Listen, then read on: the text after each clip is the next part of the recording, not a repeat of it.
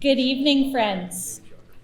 Welcome to the Action Assembly for the Calgary Alliance for the Common Good. I'm the Reverend Erin Clausen.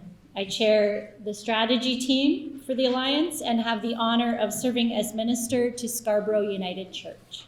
My name is Dr. Beth Stovell. I am co-chair of our Truth and Reconciliation Research Action Team for the Calgary Alliance, and I'm a professor at Ambrose University.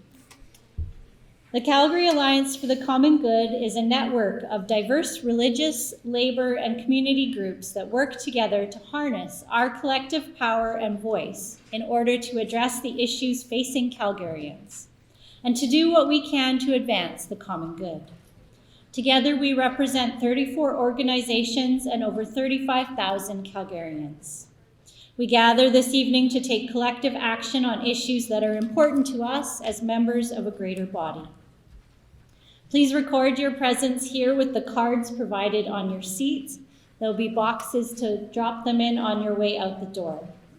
And know that as we meet, we keep in mind the health and safety of vulnerable and immune-compromised folks in our community by reducing the size of this assembly and by wearing masks in this space.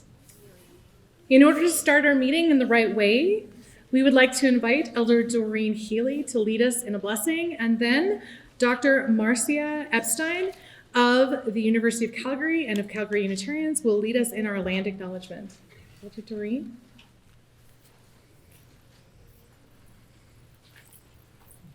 I would like to invite you to do the blessing for our Action Assembly. As protocol, I offer you tobacco.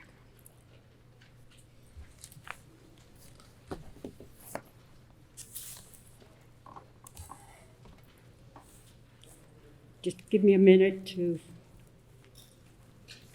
get my little frying pan out.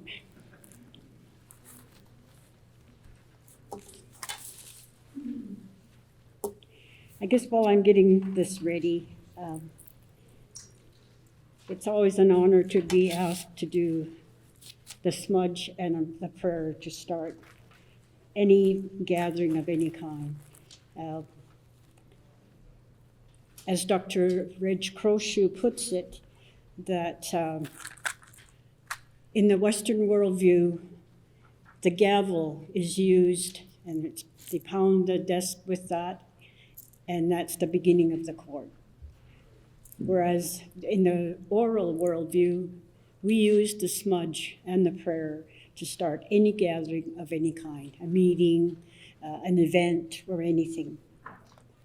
And it also is used to bless and cleanse the room or area where you're going to hold your event, to cleanse any negative energies that may be lingering from previous events. So that we ask that we cleanse the room. We ask the Creator to clean the room and to cleanse everybody that's in the room of their mind, body, and soul, of any negative energies that we have picked up along the way, so that we end up with a fresh, clean start to the session that you're holding tonight. So that was why I was asked to do the smudge for you tonight, so we can have a good session.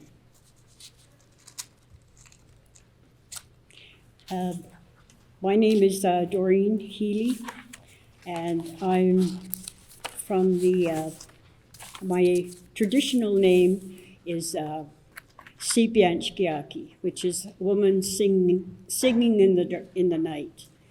And my given name is Doreen Healy. And I'm from the Blackfoot Confederacy, the Blood Tribe in southern Alberta. But I came to Calgary when I was 17 years old after I left residential school, and Calgary has been my home ever since. Could you speak louder, please? Sorry. I'm going to move your mic. Okay. Let's move your mic. It's okay. Okay. All right. Can you hear me now? Okay, so do you want me to repeat what I said? I don't want to take up too much of your time. Anyways, I came to Calgary at the age of 17 after I left residential school, and I had finished my grade 12 and got my business training. I don't know why I chose Calgary, but I've been here ever since. Presently, I'm the resident elder for the Alberta Energy Regulator. And also I'm a member of the Elder Circle Knowledge Keepers with Dr. Reg Crowshoe in Calgary. So while I'm getting the smudge ready, I just want to, those who hasn't been through a smudge and a ceremony. So I'll just make a quick explanation why, like I said, it's always done to get rid of negative energies. But I'd like to just, if someone is uncomfortable of sitting through the smudge and the prayer, please feel free to leave the room, because our people never force anyone to participate in our ceremonies, but everyone is always welcome. So I'm going to, in my prayer, I'm going to give thanks to the Creator for giving us life and all the blessings He gives us every day. Our families, our friends, our relatives, most of the time, and the gifts from Mother Earth. I will ask the Creator to cleanse this place, and of everyone in the room if there is any negative energies, so that we have a fresh, clean start, as I mentioned. I will ask for blessings and guidance, that good decisions are made this evening, and to consider that the decisions made tonight, how will they affect the 7 generations to come in the future? I will ask for strength and guidance to remember the values, to create balance in our relationships, new or old. To use respect, honesty, and humility. I will ask for guidance so that we always treat Mother Earth with kindness and gratitude, as she is the source of life for all of us. I will also ask guidance so that we use the 7 sacred teachings of our people in our everyday lives to love, respect, use courage, be honest, use wisdom, humility, and truth, and be true to ourselves in everything that we do. I will ask for blessings for all the people, the young, the old, the newborn, especially people who are sick and the homeless. The weather is getting cold. They need shelter and food. And ask for continued protection for everybody from any sickness or any more pandemics that come our way.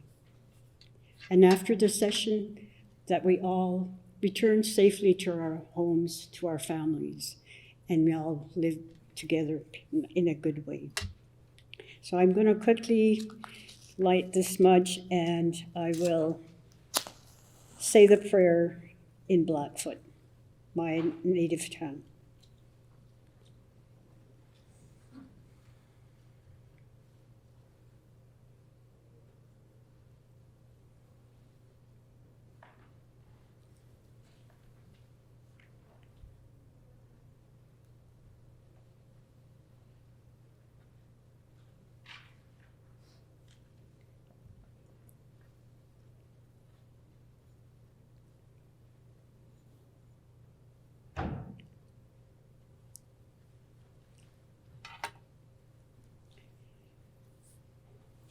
Aistipäätäpi noqsikimokina noqsissikui. Aamtaaqoqanorpinna.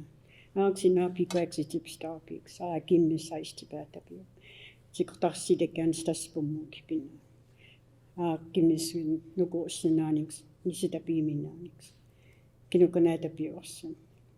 Kan haamtaa kanorpinnaan. Ksikka bestutsidaan tidaapis ipstopispinnaan no naapiois. Kiaksitipstaapiks naapikueks kimmisaa. Ksikimmisaa kitswatsisti makaapiitaapassi. Pommokinanistipäätäviä. Kimmis kanatapiorsan. Kiaksiteesitukaporpiiksi, kiaksastistumiksi, maanitapiiksi, kinukkumahkitapiiksi. Nohmanstas pommokinaan.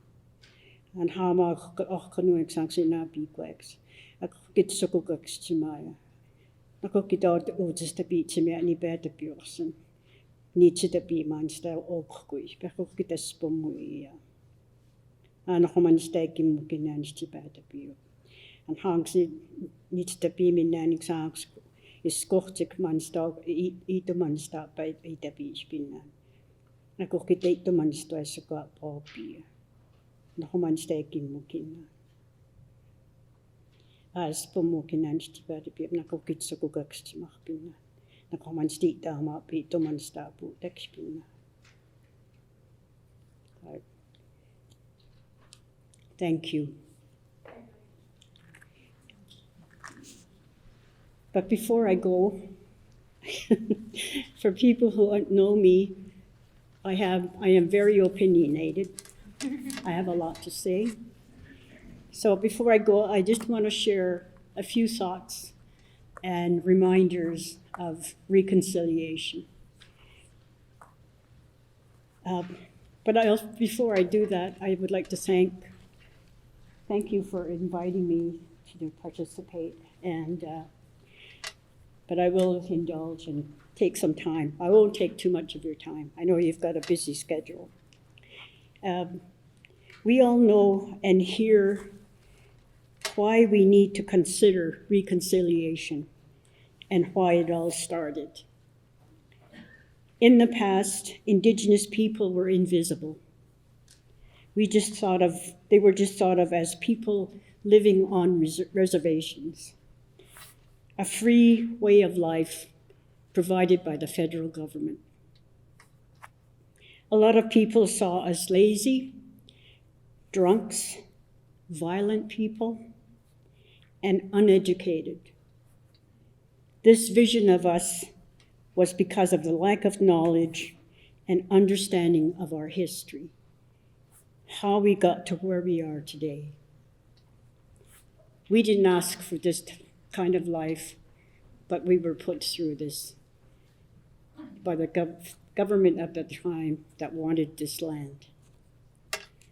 The Truth and Reconciliation Commission report and the 94 calls to action started the whole process and called it reconciliation. We all know that reconciliation, what reconciliation is today. If we don't, we're in trouble. So based on reconciliation, how it got started, it was based on the past injustices, more like abuses, colonization, dehumanizing actions from our caregivers, and much more. For me, I was stripped of my identity. When I got to residential school, they took away my name. They gave me a number. Never heard my name for the 10 years that I was in residential school.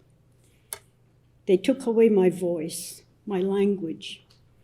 Could only speak English, and when spoken to, otherwise I would be punished. Took away my freedom.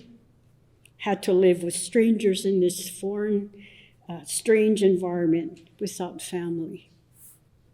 They took away my right to grow into a strong, traditional and cultural individual.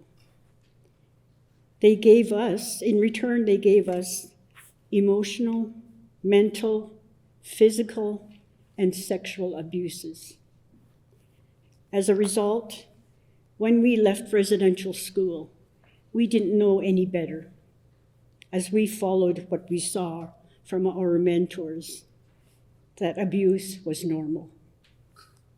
So today, there are a great deal of so many organizations, agencies, companies that ask for our elders for help and how to do a better job to work with Indigenous communities or people.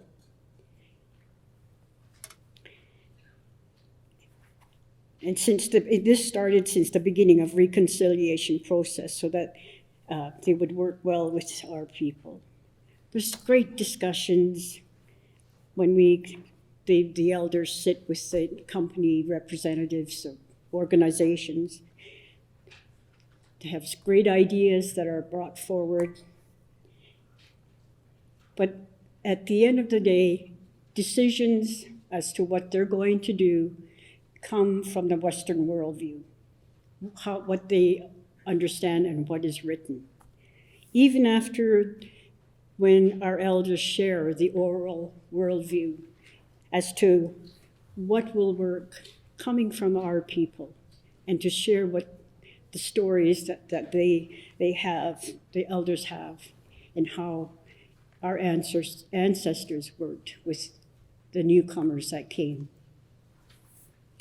But when it comes, there's strategy, Indigenous strategies, work plans, all of those kinds of, no matter what they chose to put together, as Dr. Crowshoe describes it, you have the governance structure of your organization. But with the strategy or work plan, whatever it is, always sits outside that governance structure. It's never a part of the process of how the organization operates on a daily basis. So it never works. It always just sits there, and whatever the document is just collects dust. That's why when our elders are asked to help organizations, we need to understand where we came from, know more about our history, why we are the way we are today, the situations that are not good, and that the only thing you see is our people that are on the streets, drunk. Like I said, we didn't ask for this kind of a life at a very young age, but we're still living with the trauma that we experienced. So unfortunately, when these strategies or action plans don't work, there's that big fear of the companies or CEOs to lose power, to lose control. And heaven forbid the Indian people take a little bit of that power and control. But our people don't want that power or control. We want to walk side by side and work together and share what's left of the economy today. An equal chance for our children, for a good education, and strive for a better way of life, and also for the 7 generations to come. So what's next? It's now how many years since the TRC report and reconciliation? Now it's a familiar term for all of us, but there's still confusion over what it means, who is responsible, which could lead to reconciliation becoming nothing more than a platitude. We need to frequently revisit the TRC definition of reconciliation and the 94 calls to action. Reconciliation is about establishing and maintaining a mutually respectful relationship between Indigenous and non-Indigenous people in this country. In order for that to happen, there has to be awareness of the past wrongs,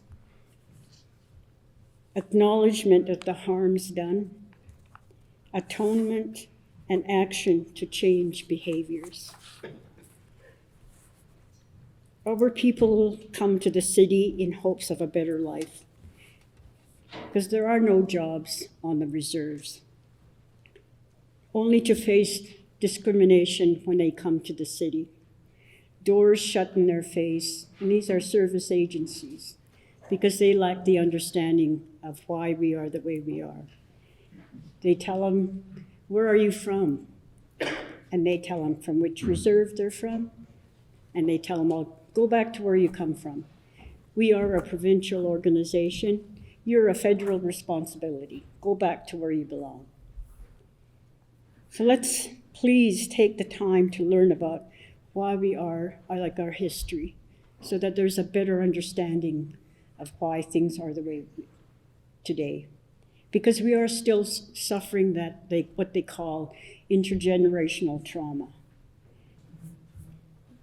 So we need to look at our children, because it's the children who are going to change this whole process of discrimination and make things better. Because our children are like sponges, and to them, everyone is equal, no matter what color, what race. They're just like I said, sponges. They are happy and want to work and treat each other with equality. So I would like to just say, let's work together. Let's overcome these fears and barriers and truly work together as equals. We're tired of this colonization and being looked down upon. We are all human beings, and our Indigenous people are human beings. We all have a heart, we have a soul. So let's do it. Let's join hands and work together as equals and share the good life in Canada. Thank you. I told you I have a lot to say.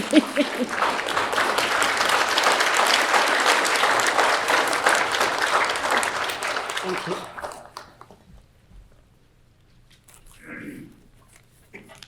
Okay.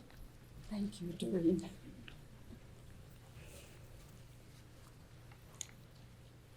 I speak tonight on behalf of the settlers among us, those of us who are not Indigenous.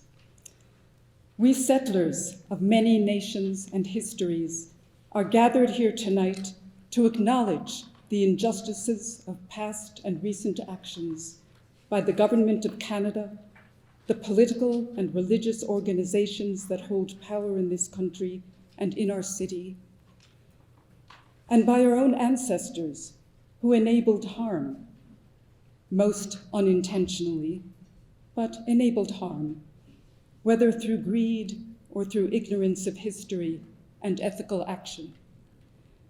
We are grateful to be meeting tonight on Treaty 7 territory, the traditional lands of the Niitsitapi or Blackfoot Nation, comprised of the Siksika, the Piikani, the Kainai, the Tsuut'ina, and the Liahe or Stone Nakoda, which includes the Wesley, Bears Paw, and Chiniki First Nations, as well as the Métis Nation of Alberta, Region 3. We are all treaty people on a path to reconciliation, and we honor our mutual history. We are honored also to be extended a welcome to join the Indigenous people of Calgary in overcoming legal obstacles and prejudices that have constrained action for justice in the past. We are eager to assist with the changing of school and street names, to negotiate with the Calgary Police about your needs, and to learn from you about how to live on this precious land in a good way. Thank you.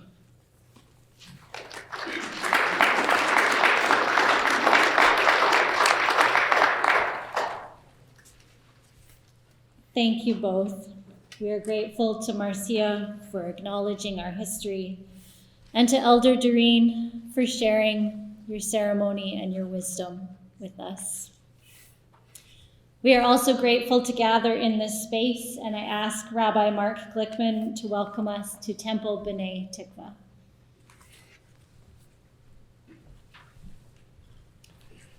Good evening. On behalf of our entire congregation, it is my joy and my honor to welcome you to Temple B'nai Tikva. We are thrilled to be able to host this important event. You know, there is an ancient rabbinic teaching that says when you look in somebody else's eye, really look into their eye, you can see the world there. The white of their eye, the sea is the seas, the iris is the land, the pupil is Jerusalem. And as the rabbi said, right in the center of that pupil is the Holy of Holies, the place where God lives.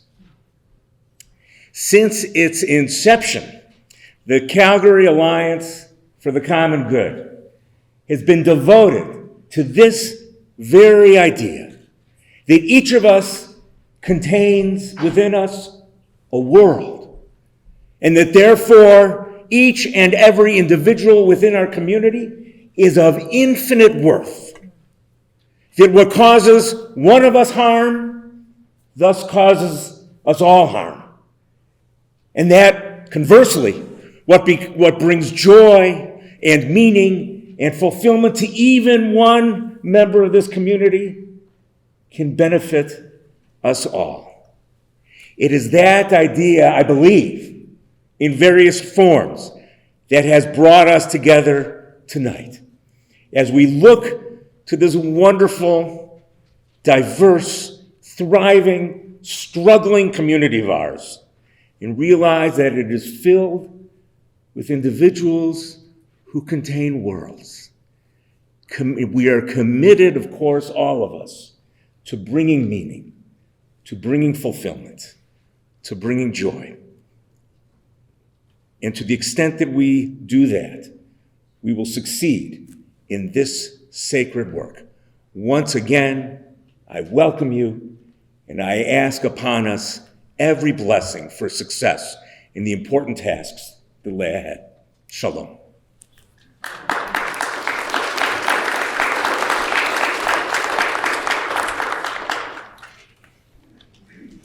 At this time, I would invite those participating in the roll call to line up on either side of the room.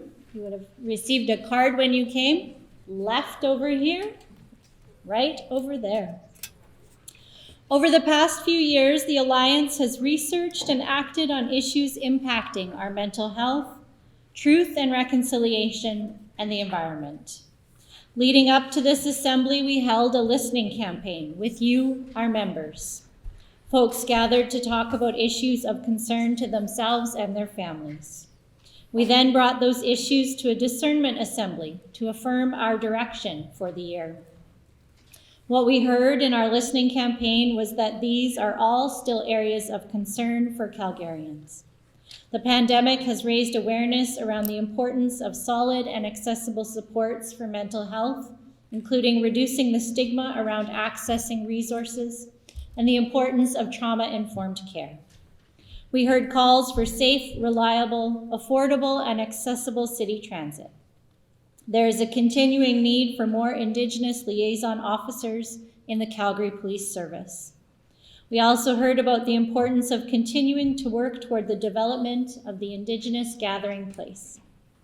The upcoming city budget cycle is of particular interest for us as a group because it has the potential for positive impact in all of these areas. Our work tonight is to hear from those two research action teams, to ask the Calgary Police Service and our municipal government to support our efforts, and to commit ourselves to continue this important work. And we're excited to get all of you involved in what we're doing tonight. And the way we're going to do that is throughout the night, we're going to have a little chant. You're ready to chant with me? Yes? So when I say common, you say good. Common? Good. Common? Good. When I say common, you say what? Common? Good. That's why we're here tonight. We're here for the common good of our city. And so our next step is to invite Elizabeth McLennan of St. Lawrence Anglican Church. She's going to do our roll call so that we can celebrate all of those member organizations who make up the Calgary Alliance for the Common Good. The Calgary Alliance for the Common Good has created a network of leaders from diverse faith, nonprofit, labor, education, community, and cultural groups to foster meaningful relationships with each other and with our respective communities. Together, we work to develop leaders and communities to harness the voice and power of the people of Calgary to effectively address key issues facing Calgarians. So let's meet some of those leaders and their institutions now.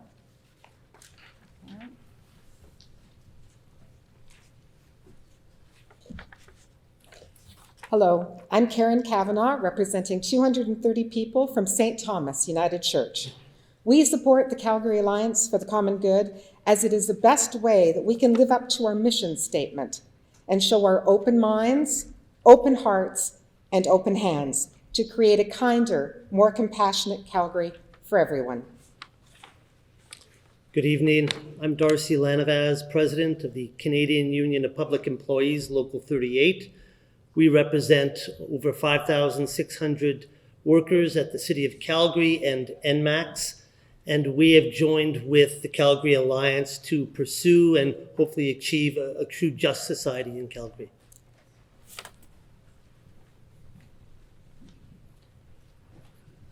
Hello, I'm Joan Lawrence. I'm co-chair of the Calgary Climate Hub, and we represent 150 members, and we support the Alliance because climate change affects all of us, and we need to work together to solve the problem. My name is John Griffith, and I represent the Hillhurst United Church, about 500 people more or less. And the Calgary Alliance has done a fantastic job of developing the organization during a pandemic, and I'm glad to be here live and in person with all of you to continue that process.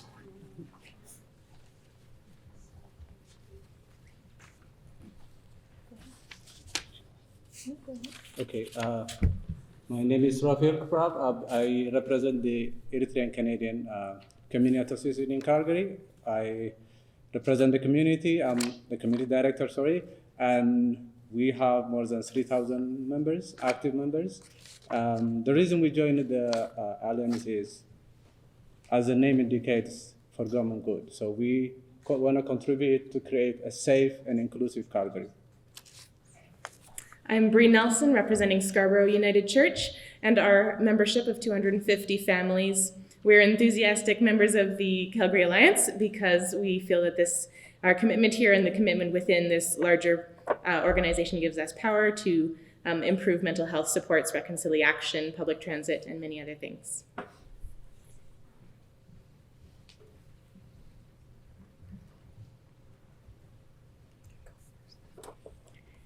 Hi, my name is Erin Bird, and I'm representing Engineers Without Borders Calgary Professional Chapter and Fairtrade Calgary.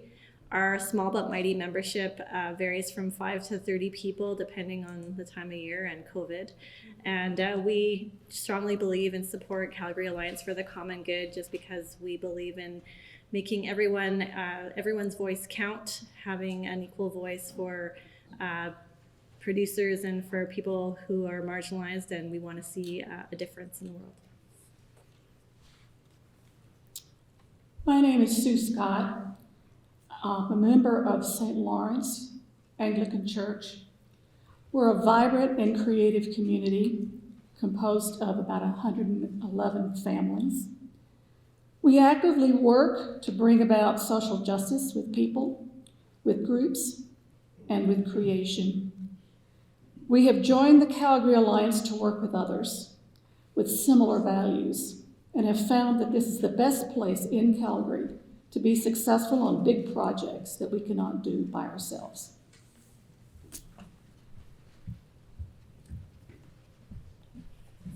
I'm Katie Baker. I'm here representing the 305 families of Temple B'nai Tikva, and we are honored to work with the Alliance in their work on Tikkun Olam, or completing or repairing the world. Hi, my name is Bruce Payne. I'm a business representative for the United Brotherhood of Carpenters, Local 2103 here in Calgary. We represent about 1,300 members in the Calgary area and about 11,000 across Alberta. And we are partnered with the Calgary Alliance for the Common Good, as we have been right from the start, to see the multiples of things that can be done to elevate the quality of life and standards for Calgarians. It's something that we couldn't accomplish on our own, but together, man, are we making a difference. Thanks.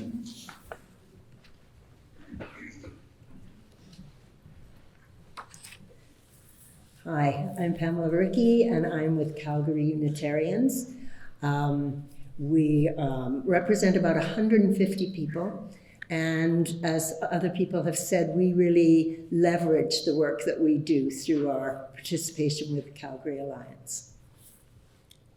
And you've met me before. I'm Beth Stovall, here in this moment representing Amherst University. We have about 2,000 faculty, staff, and students. We appreciate the Calgary Alliance because of its work towards shalom, towards wholeness and healing in our community. We believe that we can do this together more than we can do this alone. And we desire to be a faithful presence in our community.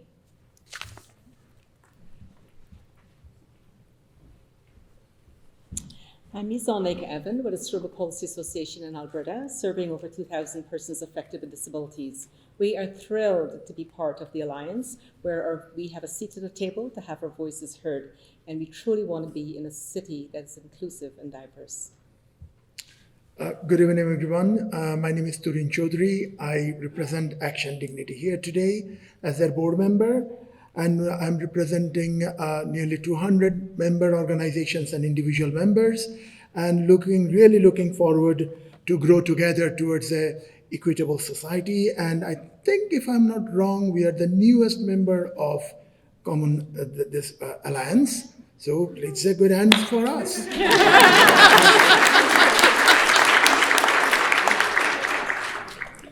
I'm Phil Holt, pastor of Lutheran Church of the Cross. We have about 400 members, and we're a member of the Calgary Alliance because it aligns with our commitment to work for justice and peace in our society. And tonight I'm also representing the Anglican Diocese of Calgary. We have about 8,000 members. We support the Calgary Alliance for Common Good because for us to work with others helps us to protect and serve Calgary's most vulnerable. And thank you. Let's have a round of applause for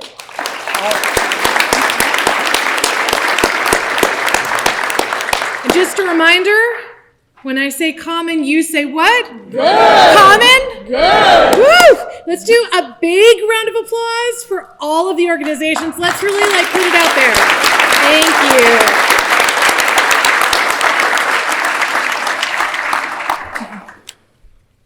We are so glad to have so many of you here this evening, and would especially like to acknowledge the presence of City Councillor Courtney Walcott,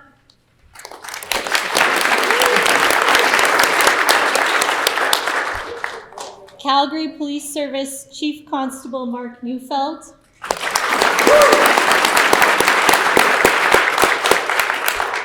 Superintendent Asif Rashid,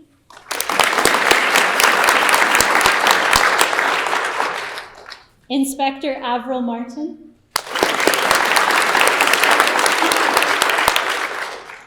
and Anne Suresh Kumar, therapist with working knowledge of racial trauma.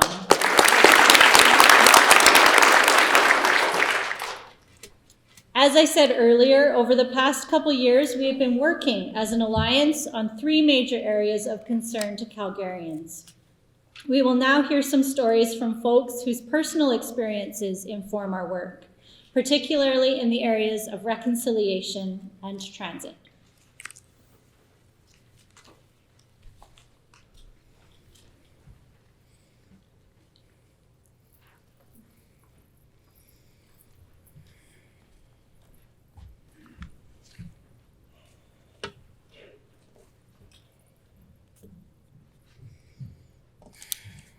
Good evening. My name is Wapaski Miskanakasqueo. I am Nihiao Nganyageha, and I'm the lead Indigenous organizer for the Industrial Areas Foundation Northwest and the co-chair of the Calgary Alliance's Reconciliation Research Action Team, along with my friend and my co-chair. Sorry, I had a moment. And I'm Beth Stabell. I'm an American Canadian of Jewish and European descent, descendants of settlers in North America, and I have the gift of co-chairing with Wapaski Miskana. We come here enfolded together to invite you into a shared story of truth and reconciliation. First of all, I want you to use your imaginations for a second. I want you to close your eyes. And what I want you to do is picture a woman who is dear in your life. She could be a very young woman. She could be an older woman.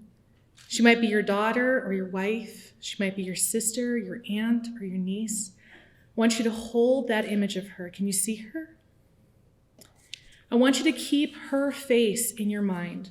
And if it helps, you can keep your eyes closed as we go into this second piece to keep picturing her, and we'll come back to her in a minute. In 2019, the National Inquiry into Missing and Murdered Indigenous Women, Girls, and Two-Spirit was released. The results of the report were overwhelming. Thousands upon thousands of Indigenous women and girls have been missing and murdered across Canada. These losses are embedded in structures of systemic racism that cause intergenerational trauma, social and economic marginalization, and a lack of valuing Indigenous women and girls in Canadian society. This report detailed not only the story of these women, but specific calls for justice to respond for public officials like police. If we listen, we hear the stories of the place of these women and girls' lives for Indigenous people here in Calgary. Over 300 Calgarians attended the Sisters in Spirit Vigil this October, honoring and raising awareness of the missing and murdered women and families, girls, and Two-Spirit. I had the honor of walking with women, men, children, whole families. I listened to their stories of the women who they loved who are now missing, of the long waits to hear what had happened to those they loved. Sometimes it was not just weeks or months, but years, even decades. Some never heard what happened to those that they loved. Amidst their story, they spoke of when the police did not respond and how they waited.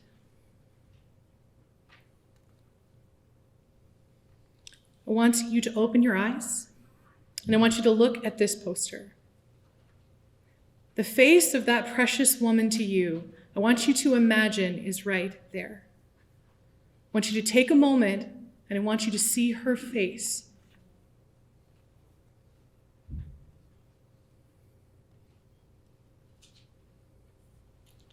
Wouldn't you want the police to have all the resources in place so that they could do everything possible to find your person?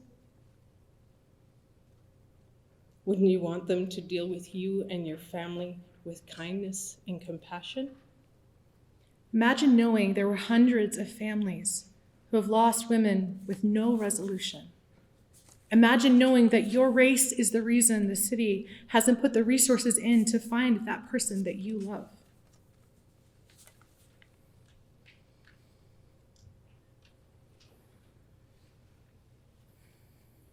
This is why we're doing this work, because of this epidemic of missing and murdered Indigenous women and girls and Two-Spirit.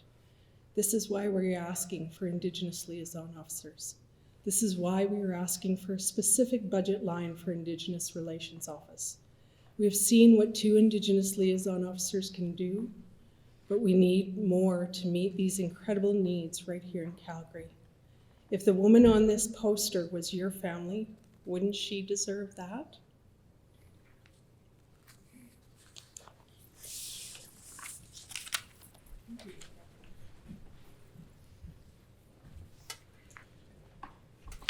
I invite Isra Abdel Rahim with Action Dignity to share her experience of transit.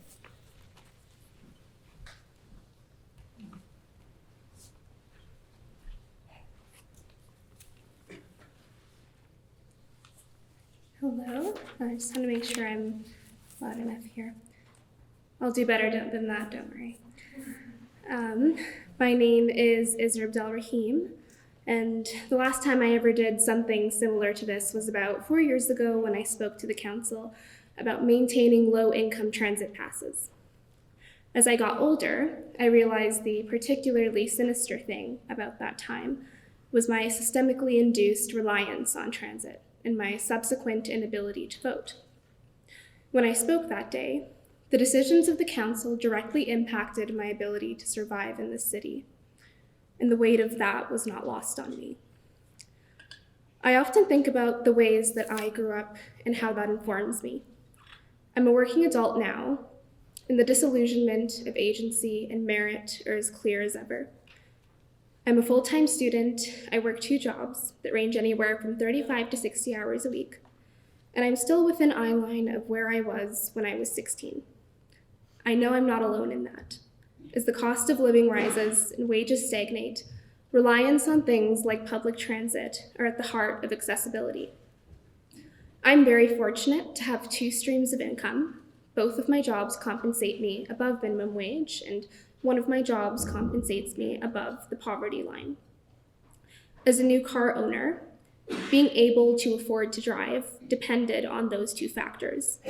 The ability to even work 2 jobs and get to school was impossible relying on transit alone.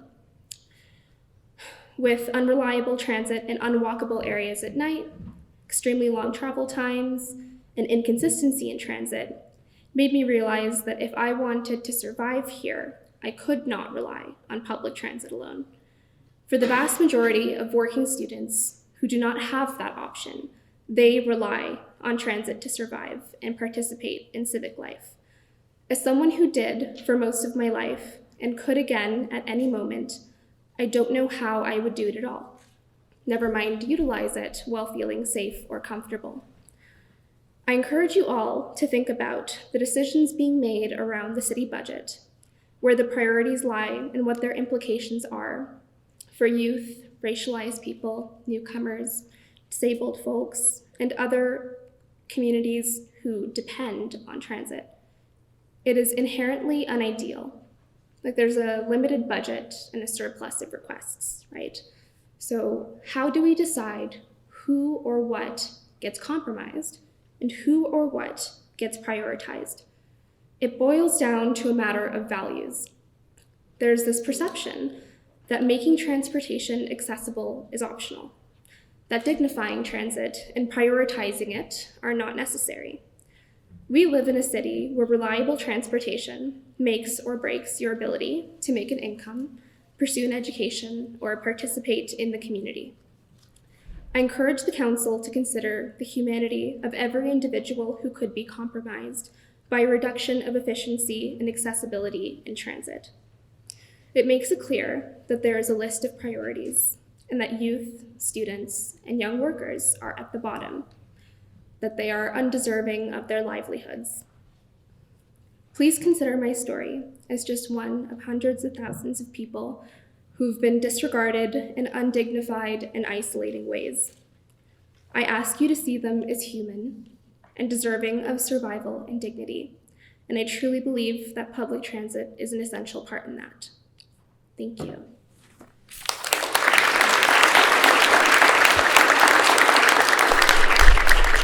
Thank you so much to those who shared their stories.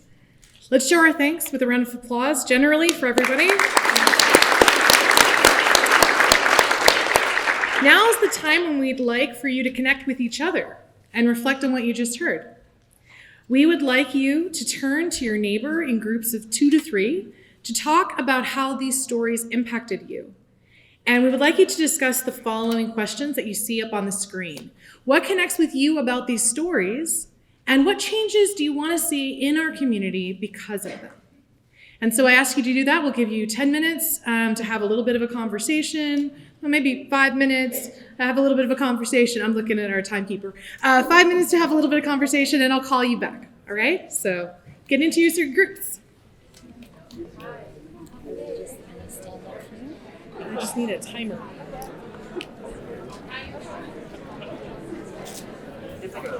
Yeah.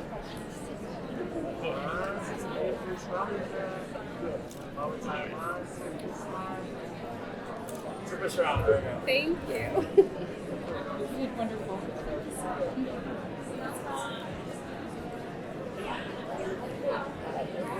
Just gonna take a picture real quick. Thank you for your talking with each other. I hope it was a meaningful time. We're now going to talk a little bit about one of our recent wins and some acknowledgement that we need to give. It's always so exciting when we have such fruitful conversations. I hope you take these back to your organizations and are inspired in your work with the Alliance. Minister Mike Ellis with the Government of Alberta is unable to join us this evening, but we did want to recognize the important steps made with $197 million of funding for holistic school-based mental health and pediatric rehabilitation.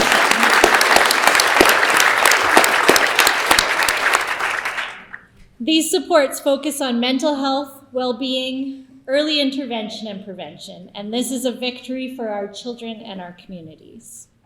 We also want to recognize all of the people who contributed to this victory.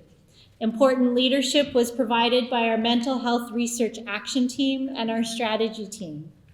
A significant contribution was made by those who wrote letters to our government, those who met with provincial ministers and administration, and those who signed the petition.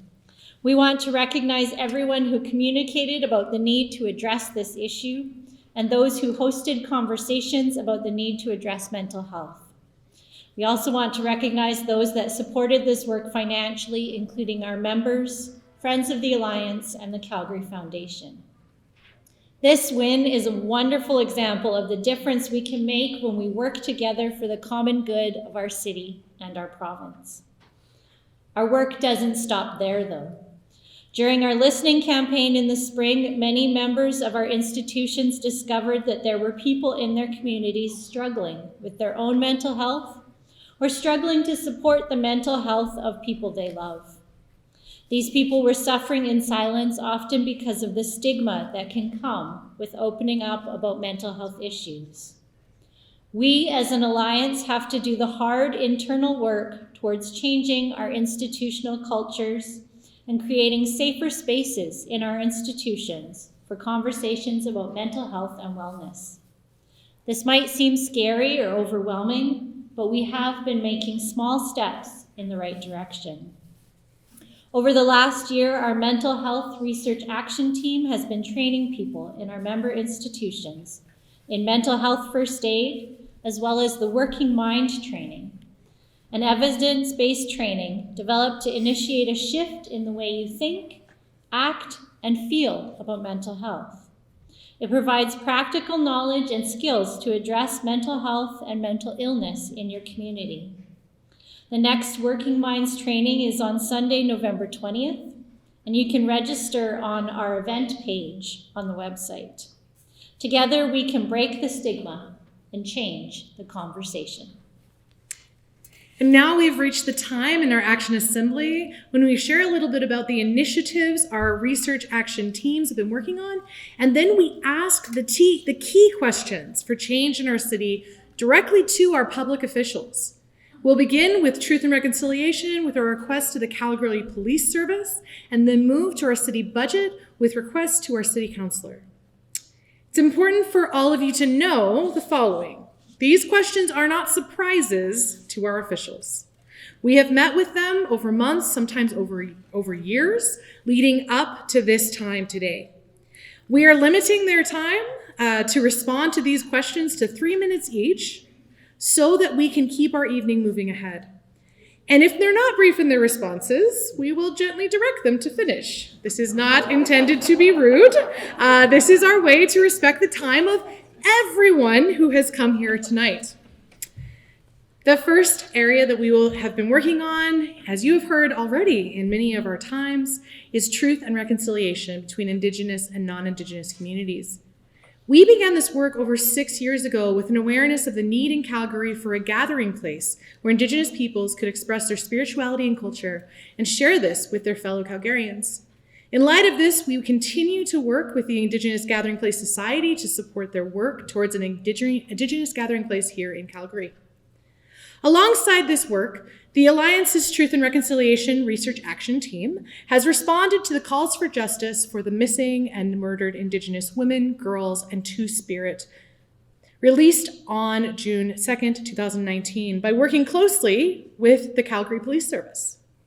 For the past 2 years, we have met regularly with the Calgary Police Service and reported monthly on this to the Calgary Police Commission. Our work has been on 2 fronts. We have asked them to create and then expand their Indigenous relations team. We have asked them to hire more Indigenous liaison officers to build relationships between the Calgary Police Service and Indigenous communities. And we're asking specifically for Indigenous liaison officers to represent every district in our city. Why does this matter so much here in Calgary? During recent meetings with the Calgary Police Service, we learned that Indigenous persons make up around 40% of all missing persons in Calgary cases, and yet the population of Indigenous people is less than 4%. It's essential that we have Indigenous liaison officers across the city to address this situation. We know that the relationship these officers form with Indigenous communities in and around Calgary has direct impacts for the lives of Indigenous persons and their families each day. Tonight, we have Wapiski Miska here to ask the Calgary Police Service whether they will move forward with these commitments. She will be presenting our request to Chief Constable Mark Neufeld of the Calgary Police Service. We would also like to thank, before I get them up, Superintendent Asif Rashid and Inspector Avril Martin for their attendance tonight. We also want to thank them for attending tonight, but also for all the work they've done with us for the past 2 years, regular meetings, and all of the meetings we know we'll have in the future.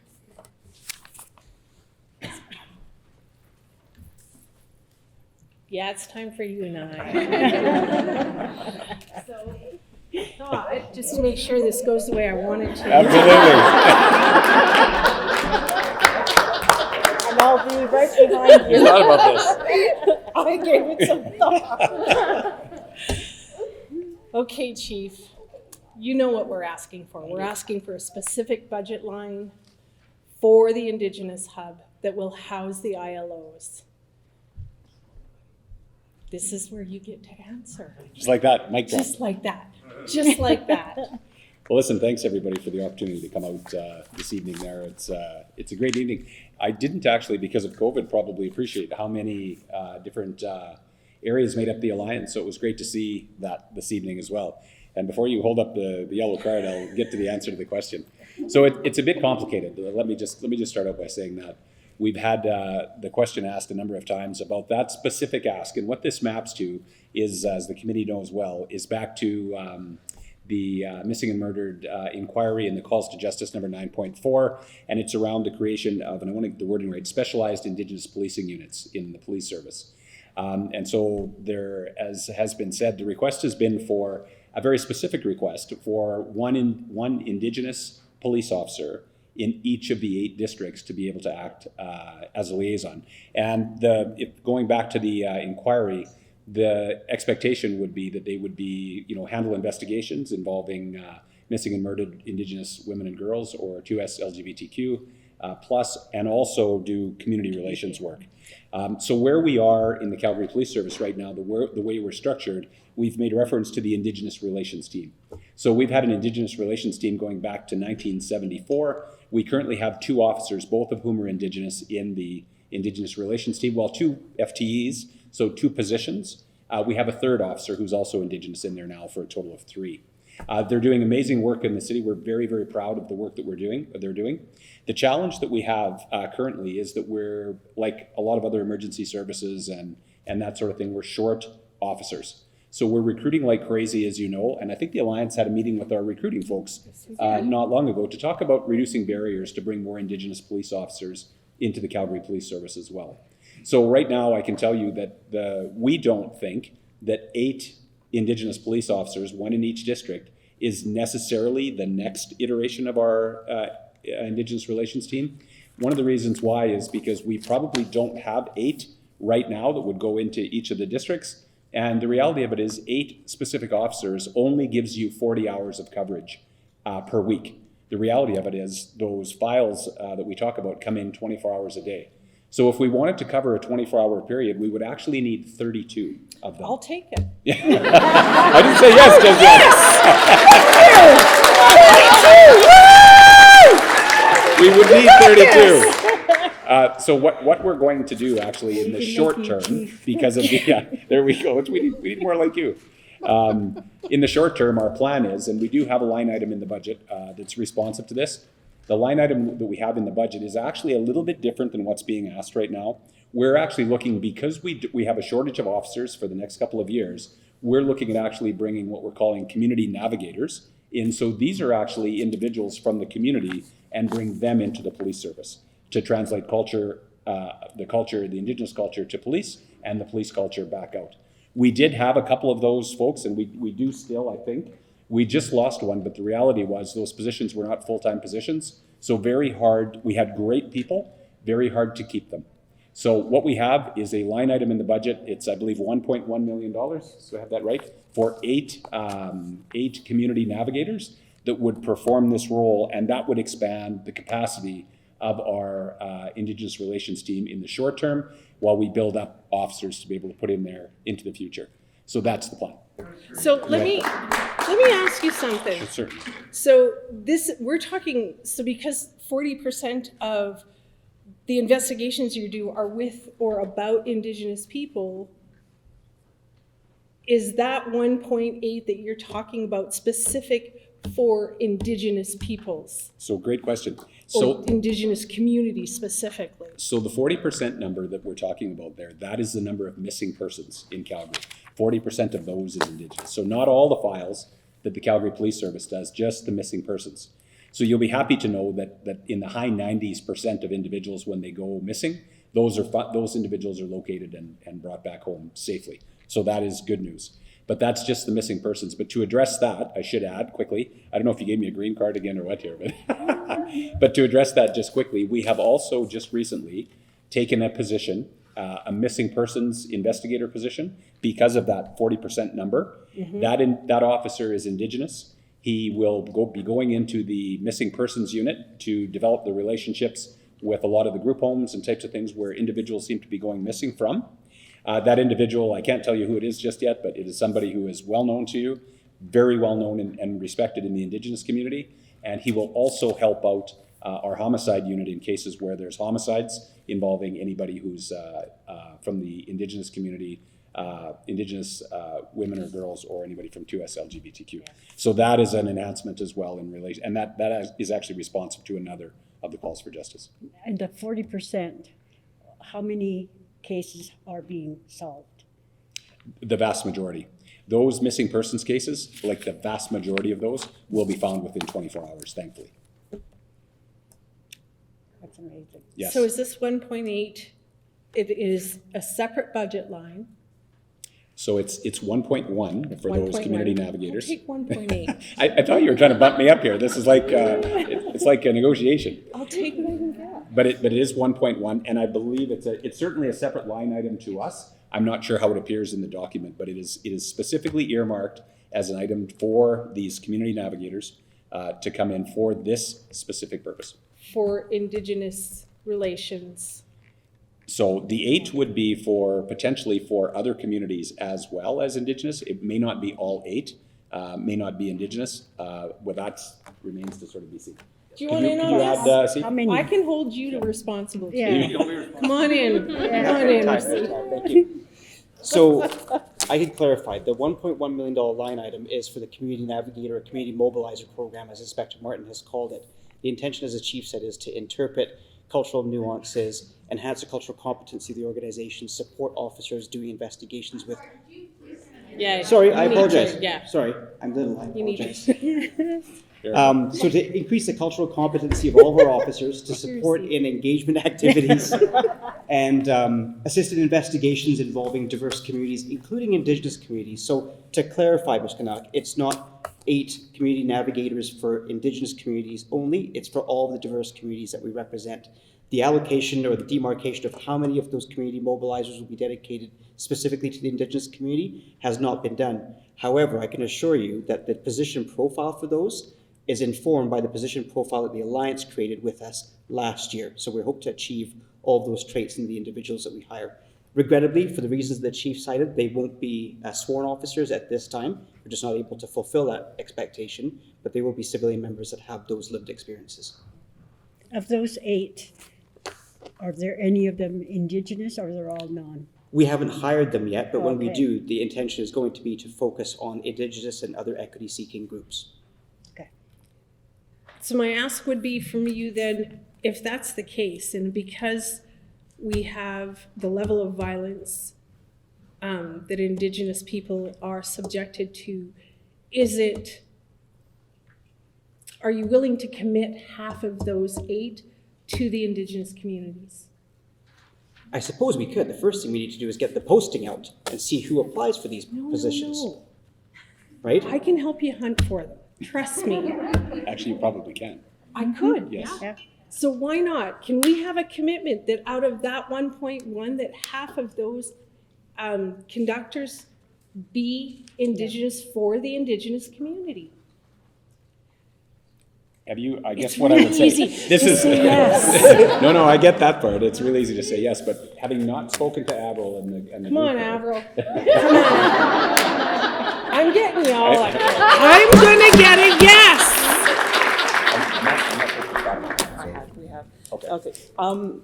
Ms. Canuck, love to see you. We want to focus on Indigenous, Black, and racialized people and communities, and those who have the biggest mistrust with police. We take that very, very seriously. So taking that into account, we want to ensure that there is that representation with the community mobilizers. So without promising or giving any false commitments, our goal will be to look for at least a minimum 4 that will be representative of the Indigenous community. There you heard it Right. first. Thank you. And you're gonna back this, right? Absolutely. Perfect. Once I heard from Avril, Thank you, Avril. See, just ask the women in the family. That's They know what's going on. They'll make the decisions. I never go to the community meeting without talking to the program people and make promises, but having thought about that, I think that's very fair, given what Avril said, the thrust is there. So, yeah. And we have had, I would just say to you, we have had 2 recently, and it's worked out, and those 2 were from the Indigenous community. Okay. And that's actually worked out quite well. I think that is going to be like a great evolution of the program that is in keeping actually with the call to justice and the intentions around particularly the community building. So those are full-time positions. Yeah. Those are the intention is that those be full-time positions, complete with benefits and everything else. Yes. Because they were temporary for the other 2 people, and that's why the one for sure didn't stay. And I think we'll continue to see retention issues, and the folks have been excellent. So in order to retain excellent people, we need to make sure they're compensated appropriately. Absolutely. I have one more question for you. Okay, I'm old. I gotta put my glasses on. So the budget allocates for CPS to work with grassroots, racialized, and Indigenous organizations to improve the Student Resource Officers Program outcome. So that's the commitment we need. We need some more money in there. So for... Do you want to read it? Yeah, Do you please. want my glasses? I don't need your glasses. That's part of it. So I'm thinking it's just a language thing. I'm thinking you're Okay. asking about the school resource officer program. Yeah. Right? And so the request is for sufficient monies, basically, Yeah. to work with grassroots, racialized... Organized. Work with grassroots, racialized, Indigenous organizations to improve the SRO. That's a yes. We're doing it right now. Okay. Thank you. Thank you very much. Okay. There, we got what we need. Yes. It was easy. Thank you.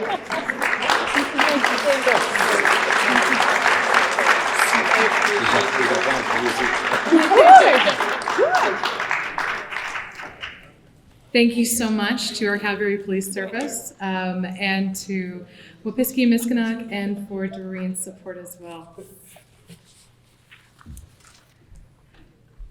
So we have been working with the City Council around the budget. The budget team has been meeting with city councillors over the past few months to ask for their support with appropriate budget to ensure the climate strategy implementation, for the strengthening of our communities, and for affordable and accessible housing and transit.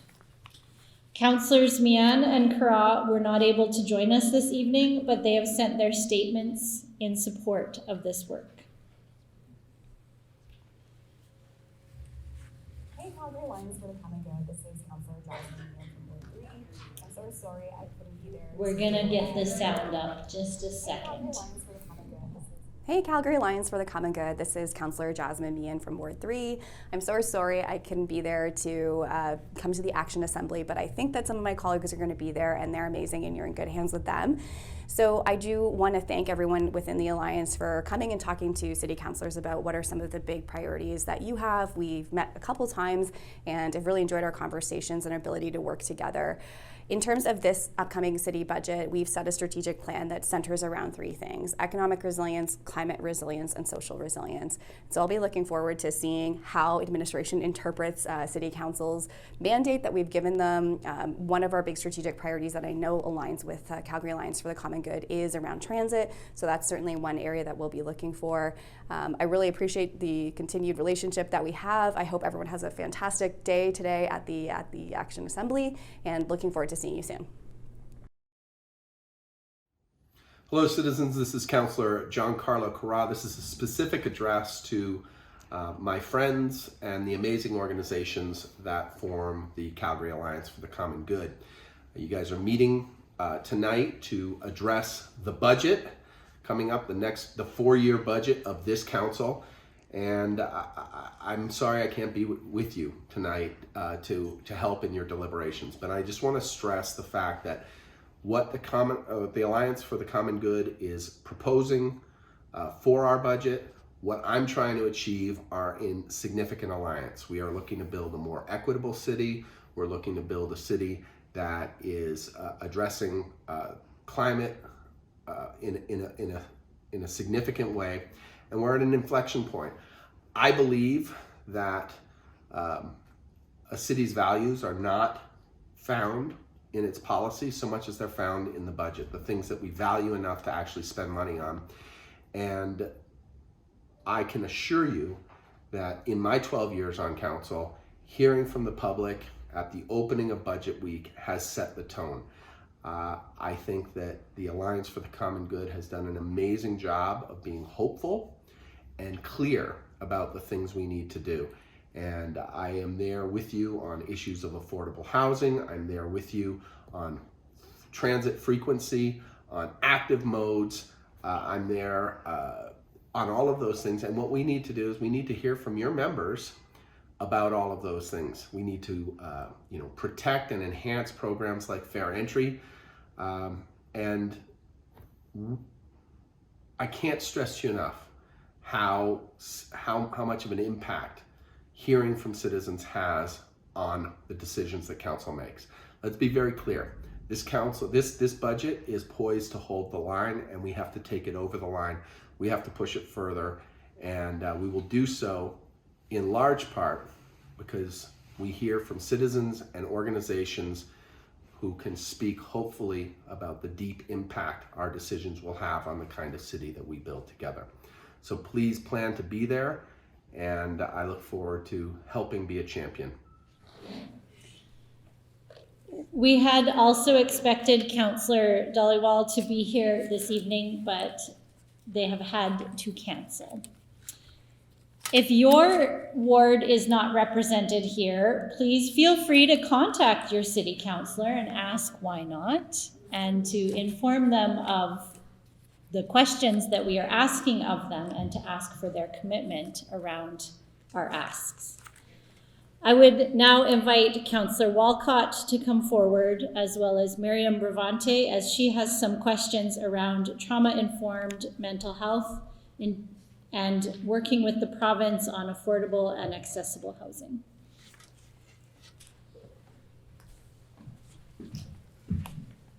Good evening, Councillor Dhaliwal. Councillor Walcott. Councillor Walcott. I'm the so other one. sorry because Councillor Dhaliwal was mentioned for I didn't being realize. absent. Didn't realize I could have got off with a video. Yes. My mind is distracted with this stool because I'm so tempted to step on the stool so that I could ask you questions at that eye level. But I'm going to stay here. And second, you're the lone councillor who graced this assembly. So a round of applause to Councillor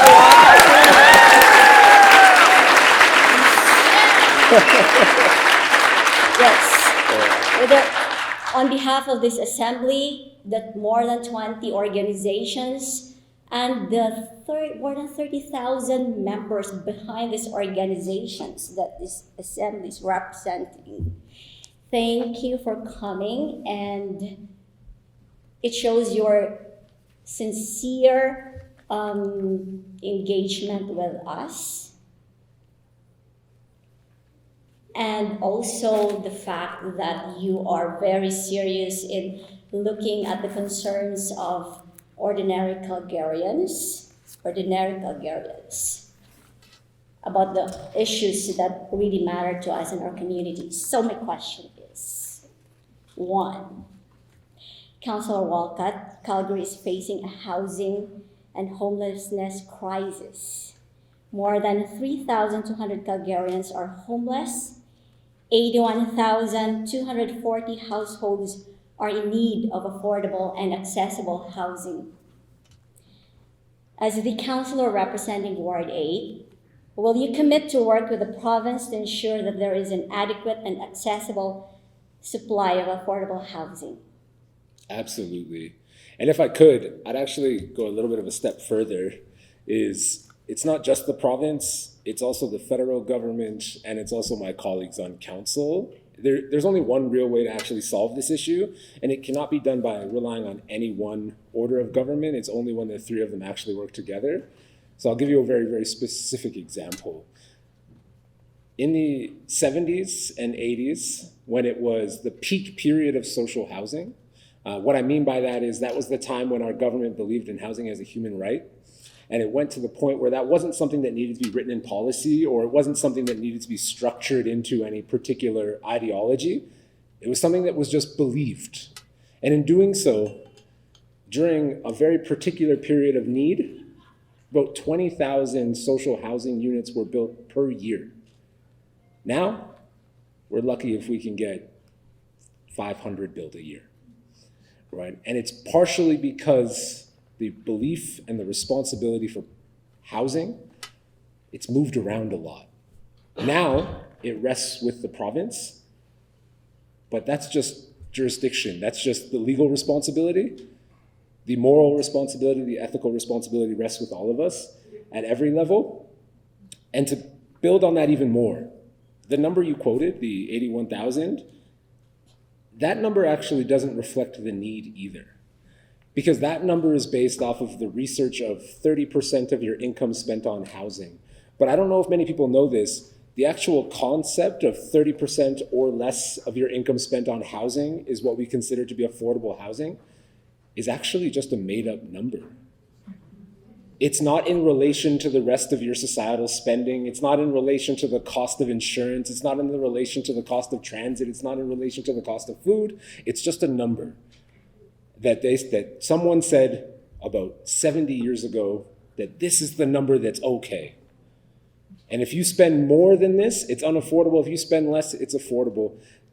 But I believe you actually mentioned earlier that with the separation of wages to the income, the wages are stagnating, but the cost of living is rising. All of a sudden, that 30% doesn't make a lot of sense when you need 90% of your wages just to feed yourself. So these are the things that we think about, so absolutely yes. Thank you, Councillor. That's one win, folks. I move on to mental health. Will you commit to supporting a budget that requires public-facing bylaw, security, and peace officers receive mandatory training on trauma-informed and culturally appropriate care to protect the dignity of our unhoused and homeless population, as well as those struggling with mental illness? Absolutely. And this one's a little shorter than the last one. Again, more than just the front-facing services, because it's often the people who work behind the desk, behind the scenes, the policymakers that influence a lot of the way that the system impacts the individual, the way you experience the system. So it's everyone that works for the city. That is the type of mandate that I'm looking for, including my colleagues and I. Thank you, Councillor. And one more question. You have stepped away from the police commission to advocate from the outside. Will you commit to asking the hard questions in the budget allocation regarding community safety? And what specific issues are you planning to advocate from the outside? I think my colleagues could attest that I probably asked the hard questions on the inside as well too with regard to the budget. But I think the answer is in the first three questions. Is to ask about housing, to ask about trauma-informed care, and to ask about mental health and wellness. These are, the belief is that when we look at the system of care, that we actually need to keep people safe, then it's every part of it has to work together, every single one. So this is where I want to give you a reason as to why I stepped away from commission. I'm someone who is a firm believer in governance, right? If you serve on a board and you serve with colleagues, especially people who are elected because people gave you all a voice to do something together. I do not believe in speaking out separate from a team of people that are supposed to speak together. So sometimes though, when you do want to say more, the fact that you believe so heartily in saying something together causes a challenge, because the advocacy that I want to do on the outside, on the other three issues that you just mentioned as a perfect example that contribute to community safety, I couldn't always do unless I got every single other commissioner on board to say it with me. And that's hard because not everyone agrees. So I decided to step away so that I could actually do this advocacy a little louder, a little freer, and a little looser. And I want to give you one very specific thing. When you think about the legislation that sits in front of your society about who's responsible for community safety, if I'm being honest with you, legislatively, our laws, our system, there's actually only one organization that has been gifted the responsibility and the support and ability to actually create that sense of community safety, and it is these individuals right here, legislatively, the Police Act. It spells it out in there, and it is one of the only legislation that actually says these words, that this organization is responsible for community safety. There's not another organization who has that structured into their mandate legislatively. So when I'm advocating for changes, it's actually to recognize that, truth be told, I believe that the legislation's wrong. That this group, this organization that is our police service, is not the only group responsible for community safety. And then the only way to actually go about changing that is to advocate. It is to tell the world that every single one of our organizations, from housing to mental health, to our peace officers, to our transit drivers, to our teachers, to our social workers, and to our police officers, that you have to do it together, and that we're all responsible, and that needs to be spelled out in legislation, not just in our hearts. So we need to advocate to change the legislation as well. Oh, 100%. Thank you, Councillor Walcott. I will give the floor to my colleague here. No, I'm not leaving. Oh, okay. We're not done with you yet. I thought I had an out. I don't have a team. Rob Tremblay has some questions for you about city transit and the 5A network. Oh, got it. Well, I wish I'd prepared some jokes, but it's better I didn't. Can we get a round of applause for Whippiski Miskinak and Miriam, who've done such a great job so far?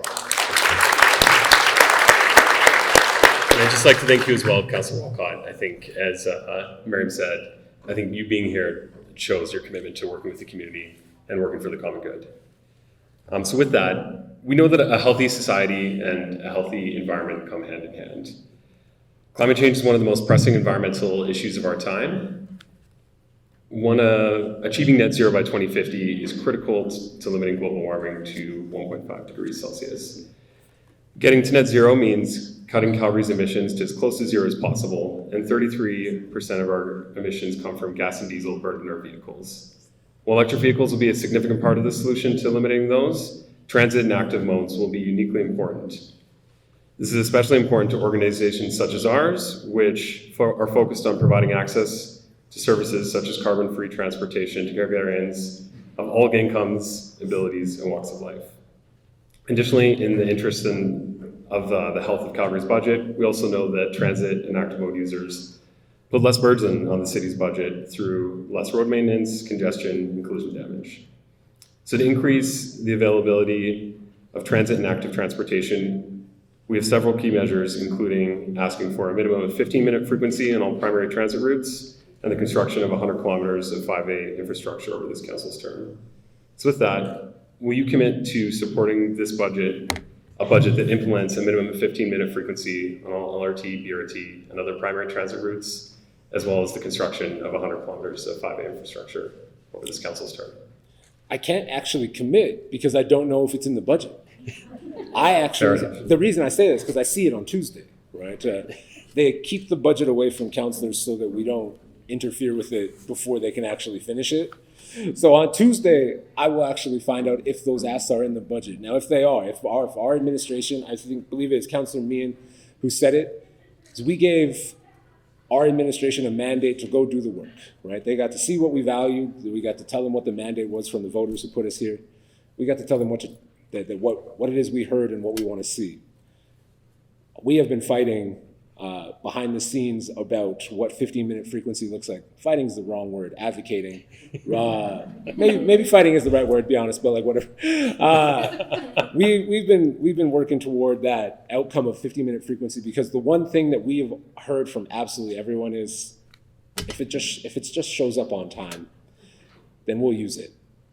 That's the one thing we've heard easily. So if that 15-minute frequency is in the budget, 100% I'll support it. And if it's not, you're going to hear some very aggressive questioning about why it's not there. As far as the 100 kilometers go, the most significant thing on this one is actually a question of can we build 100 kilometers in 4 years? So I'd like to maybe reframe my commitment, is that I'm committed to spending every available dollar on our active mode transit, our transportation, so that we can complete the 5A network as fast as possible. That might not be in this first 4-year term, but it's something that we're going to work hard to make sure it's in there. Could you just explain what 5? Yes. You're going to have to help me with this one. Always accessible for all ages, always accessible. And abilities, sorry. So think of it this way. I did not come up with that acronym myself. I inherited it.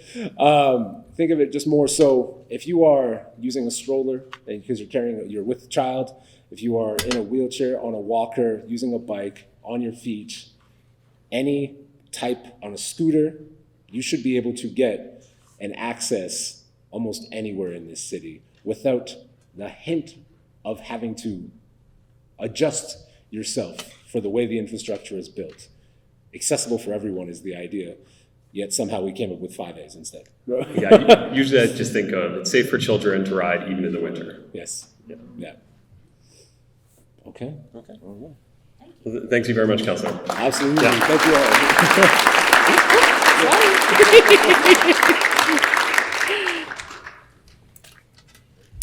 We would like to thank our city councillor, usually we were going to say that with an S, but our single city councillor for joining us, and for the CPS responding to our questions.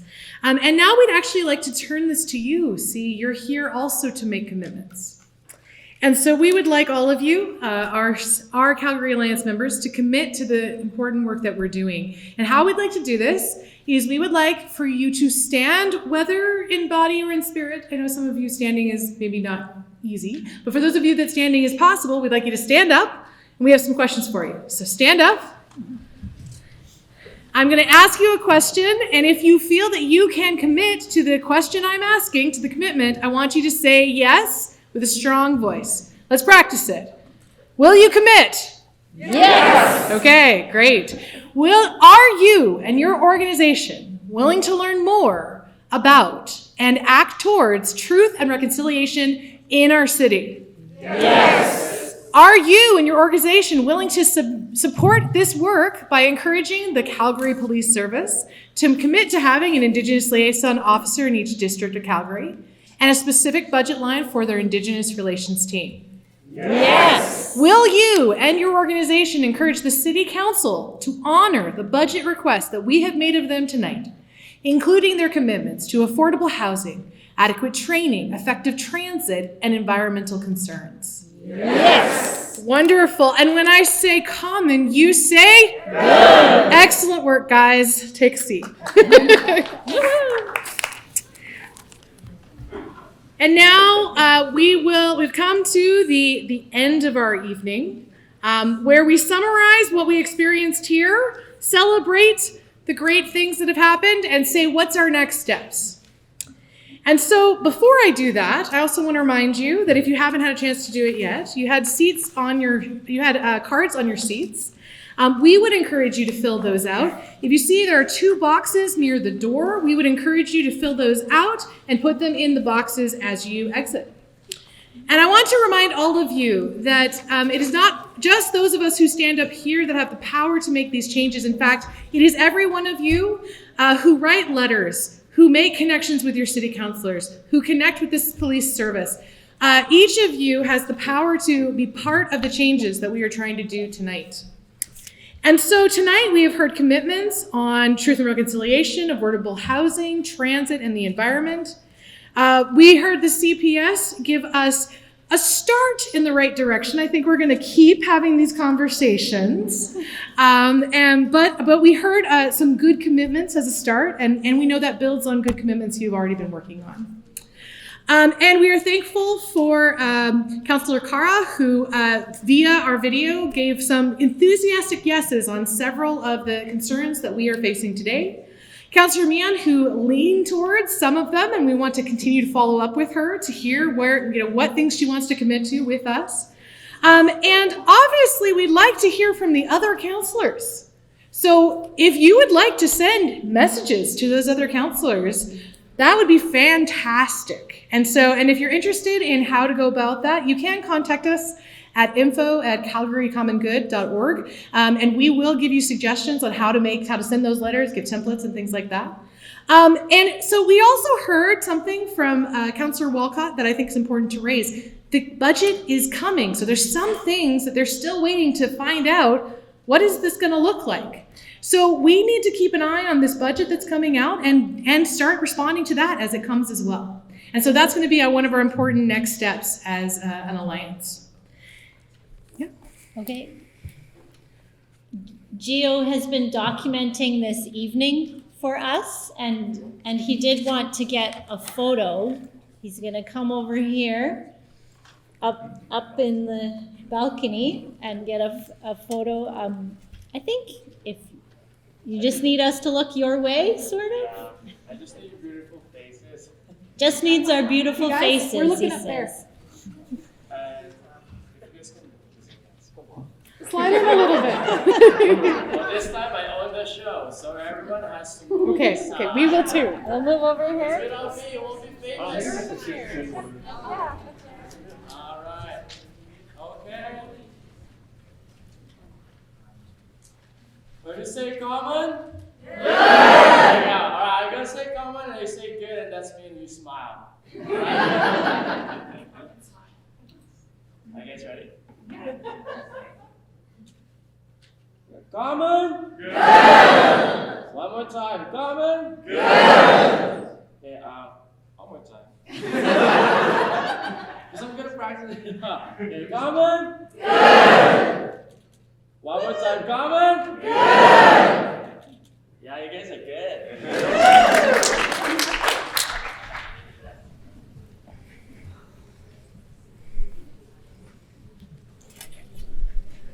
We close our evening with gratitude.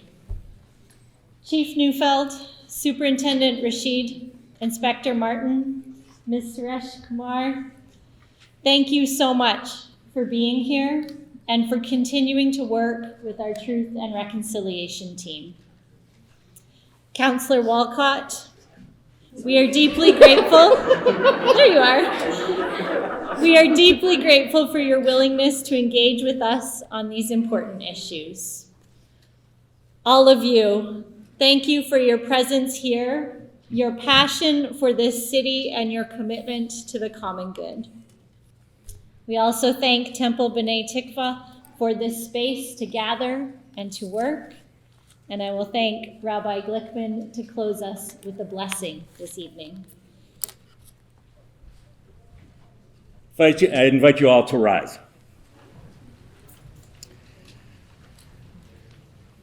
Truth and reconciliation, environmental health, mental health, transit, housing, and so much more. Eloheinu v'Elohei Avotenu v'Elohei Kol Yoshvei Tevel, our God and God of all humanity. These are great and important ideas. The Calgary Alliance for the Common Good commits itself to working on behalf of the cause of making them not ideas but reality. May we have your help, even as we reach out for one another's support and help in doing this sacred work. May we go from strength to strength, and may we succeed in this sacred endeavor.